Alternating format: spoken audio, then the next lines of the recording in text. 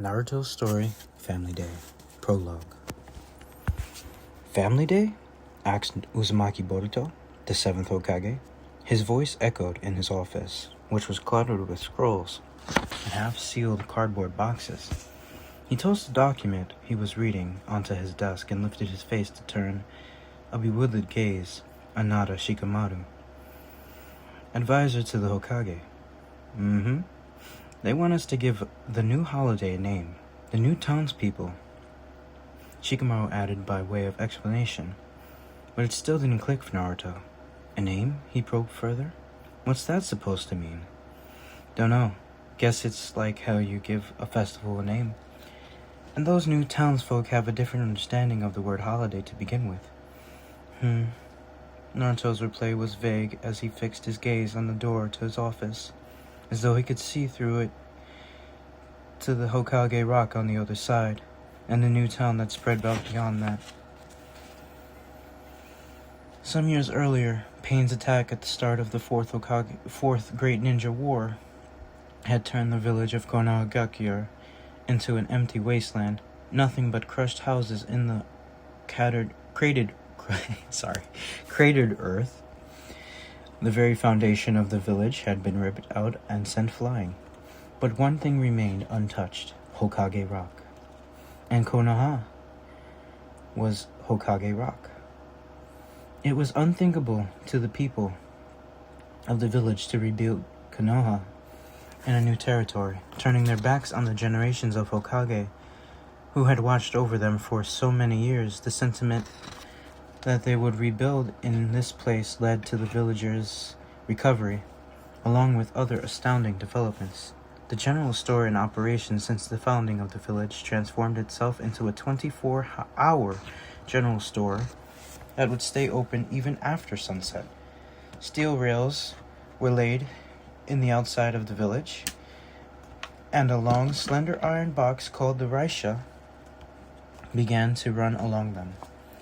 Exchanges with other villages became much easier thanks to this innovation.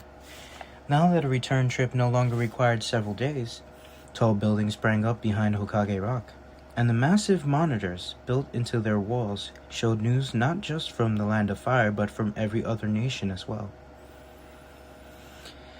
The elder advisors were against these abominations, of course. They insisted it was outrageous to have buildings overlooking Hokage Rock, but there was no denying the building's convenience. And the complaints gradually ceased. The apartment buildings made room for hundreds of new residents, enticing even more people to move to the village, until the population was said to be more civilian than ninja. Even the academy from which Naruto had graduated saw a drop in applications to below capacity for ninjutsu subjects, and was forced to share the facility with regular classes. Those were just the times they lived in, although perhaps this was proof that the people of the land were at peace. No longer hidden, the village of Konohagakure I said it too fast, sorry. Konohagakure was now the largest city in the Land of Fire. Naruto and the other natives of the village called this string of tall buildings the New Town. Of course, that was simply for convenience. There was no qualitative difference between new and old in Konoha. Even if the majority of people in the New Town were not ninja, they were all equally family to Naruto. Of course, differences in the lifestyles between those who were ninja and those who were not often came up. One of these differences was over the holidays. The ninja world was unstable and inconsistent, with no set work hours, and it was difficult to plan for a particular day off. Holidays were, therefore, days when the ninja happened not to have any missions. Few ninja placed any special importance on days off, since they never knew when they would be. But for civilians, a holiday was a scheduled day of relaxation, and these non-ninja requested a day off every week. Along with some kind of commemorative holiday, holidays were certainly where the conflicting lifestyles came into play. Well, just making the day red on the calendar is a little ineffectual at all. Naruto picked up his Hokage seal. I guess it could have a name. Got no reason to read against it. Believe it. He pushed the seal onto the document in front of him. Then that settled, Shikamaru immediately tossed the paper into the approved tray.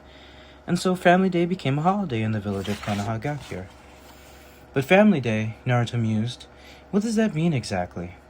According to the application, it's a day to strengthen the bond between parent and child. Shikamaru told him, pretty hefty burden for a single day to carry. I guess it's basically for families to go out and do something together. Shopping, a trip, stuff like that. The bond between parent and child, huh? A shadow fell across Naruto's face. He thought of his own children, Boruto and Himawari. When had they last spent time together anyway? Maybe we ought to spend some time that day with our kids too. Shikamaru's voice grew brighter, perhaps guessing at Naruto's thoughts. You have to take a break at home sometimes. I know you just fall into bed. You barely even have to say hi to your kids. I have time to say hi to your kids. Yeah, I'll help make some time in your schedule. Thanks. Naruto and Shikamaru exchanged smiles, and then dropped their eyes to the floor. A pile of documents spilling over the desk and scattered onto the floor could easily be mistaken for a pattern on the ground at this point. We'll make the time, yeah? Yeah, but Shikamaru's voice sounded slightly hopeless. Family Day, Naruto replied weakly. It'll work out. I'm definitely gonna go home. Believe it.